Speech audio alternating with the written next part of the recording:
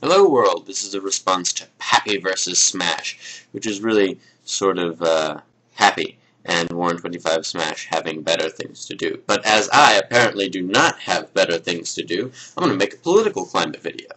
And I want to say, Mr. Pappy, or Masked Pappy, or Lord Pappy, or whatever Pappy you wish to be called, that the stance that you're taking is one that I'm hearing a lot from conservative pundits and televangelists, etc.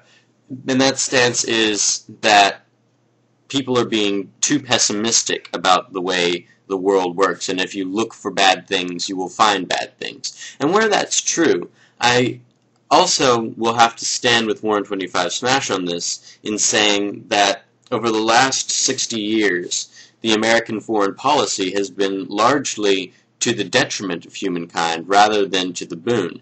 And also that atrocities are being committed in Iraq, and if someone doesn't do something about it, people are going to continue to die. And it's a big problem when we've killed 700,000 or nearly 700,000 Iraqi citizens. And who knows, by the time whoever is viewing this, that may have grown to 800,000 or a million.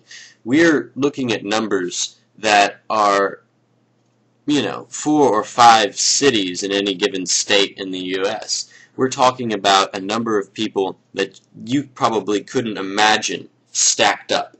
And this is what I'm talking about. This is what Warren 25 Smash is talking about. And I can't profess to speak for him, only that I know that he is for human rights and for the stopping of foolish killing, and that I am as well. So, I want to move on to the next thing that you said, which is, where would we be without America?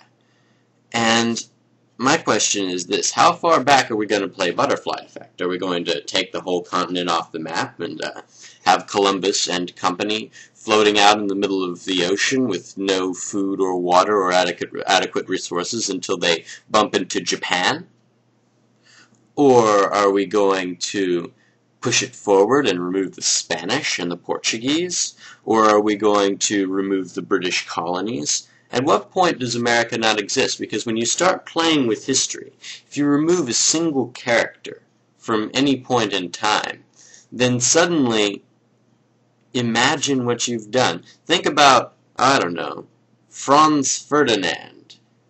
Of course, there would probably be another Duke of Austro-Hungary that needed shooting, but let's pretend, for argument's sake, that the assassination was never planned. World War I, World War II, never happened. Or did they? What if it was some inevitable consequence of human need to have those wars at that point in history? My point is to say that you cannot remove something without haplessly altering everything else. And you never know what you've done. Without America, everything would be completely different, but you don't know that it would be actually worse.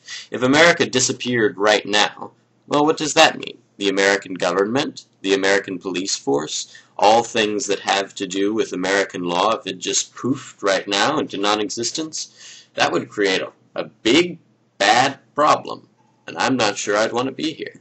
But what if all of us just disappeared and the whole land, cities lay fallow? What then? I don't think the world would necessarily be a worse place, honestly.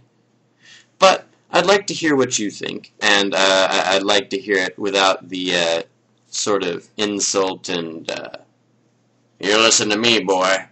Oh, and by the way, about the weed that Warren 25 Smash may or may not be smoking, I'll say this: Canadian is better than American. And to that I say cheers.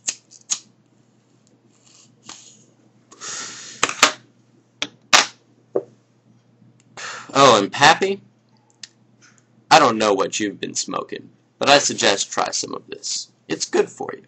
From the whole DamNation, peace and pieces.